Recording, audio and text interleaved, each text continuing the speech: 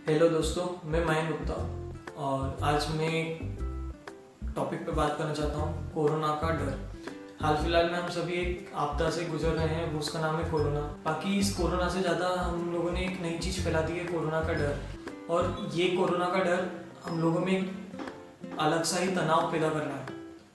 हम अगर कोई न्यूज़ चैनल ऑन करें या फिर कोई न्यूज़पेपर देखें, हर जगह सिर्फ कोरोना, और कोरोना से ज़्यादा उसका डर दिखाया जा रहा है कि ऑक्सीजन की कमी हो गई है, मेडिसिन की कमी है। और साथ ही साथ आजकल न्यूज़पेपर्स लाशों की फ़ोटो, उनकी भयावहता, शमशान घाट की फ़ोटो न्यूज़ चैनल्स पे भी वही दिखाया जा रहा है। और हम व्हाट्सएप या फिर कोई सोशल मीडिया चलाते हैं, वहाँ पे भी लोग सिर्फ उन्हीं चीज़ों को शेयर कर रहे हैं, स्टेटस पे डाल रहे हैं।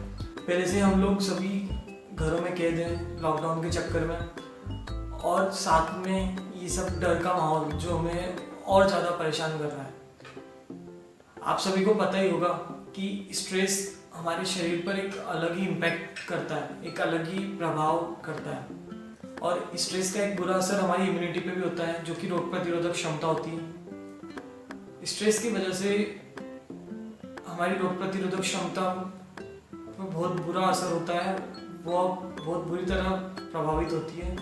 ऐसा रिसर्च में भी बताया गया है कि स्ट्रेस से हमारे जो रोग प्रतिरोधक क्षमता है उस पर गहरा असर पड़ता है और वो उसे कम करती है। आपने ऐसा महसूस भी किया होगा, अगर आप बहुत बार तनाव में होते हैं या फिर आपको लग रहा है आप कुछ किसी मीटिंग में जाने वाले हैं या फिर कुछ आपको डेडलाइन में कुछ सबमिट करना हो, तो आप अपने शरीर को एक तरह से कसा हुआ महसूस करेंगे। एकदम तनाव वाले समय में आपको ऐसा लगेगा कि मेरे शरीर की शक्ति कम होती जा रही है, एकदम इम्यून सिस्टम पे फर्क पड़ता है जब हम तनाव में होते हैं। और ये रिसर्च में भी लिखा गया है, ये साइंटिफिकली प्रूव्ड है कि स्ट्रेस का हमारे इम्यून सिस्टम को वीक करने में एक बहुत ही बड़ा प्रभाव पड़ता है।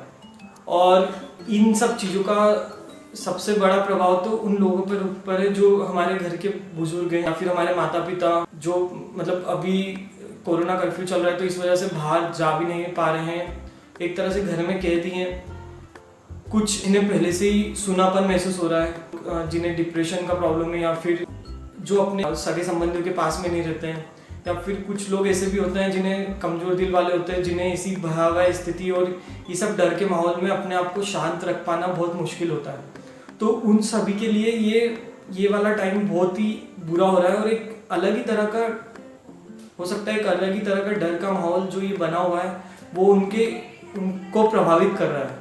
तो हम इन सब चीज़ों से बचने के लिए क्या कर सकते हैं? मेरे पास कुछ सॉल्यूशंस हैं। पहला सॉल्यूशन ये हो सकता है कि हम अपने आसपास के माहौल को थोड़ा खुशमिजाज और शांत बना के रखें।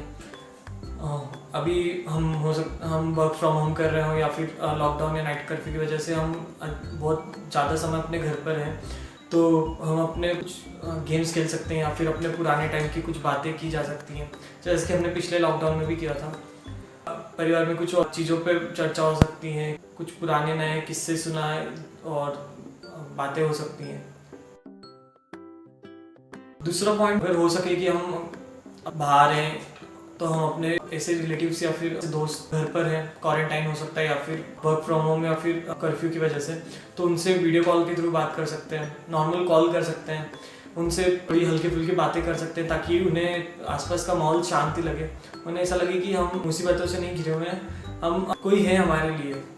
जो एक तरह से सुनापन महसूस होता है वो उसमें हम उनके लिए थोड़ा अच्छा कर पाए।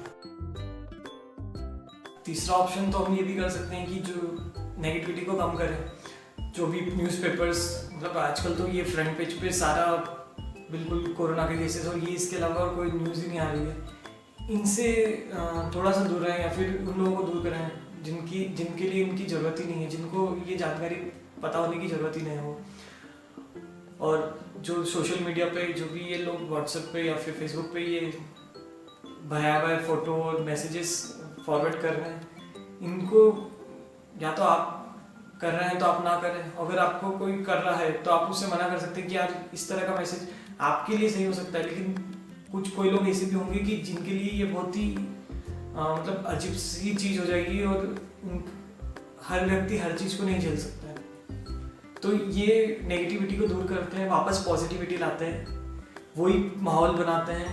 हमने पिछला लॉकडाउन भी झेला था और उस वक्त तो हमारे अंदर वो बहुत अलग ही कोरोना का मतलब हमें कुछ पता भी नहीं था, और हमने वो उसे एक अलग ही माहौल बनाकर और उत्सव की तरह लेकर उससे निकल गए थे।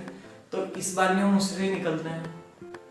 Thank you so much friends मेरा वीडियो देखने के लिए, और कोरोना से सावधानी रखिए, और जैसा कि कहा गया है 2 गज दूरी, मास्क है जरूरी, इसका पालन कीजिए, अपनी इम्यूनिटी बढ़ाइए, आयुर्वेदिक चीज़ें और जो भी हमारे पास में साधन है उससे अपनी इम्यूनिटी पर ध्यान दीजिए, और अपने आसपास का माहौल हल्का और सही बनाने की कोशिश कीजिए। धन्यवाद।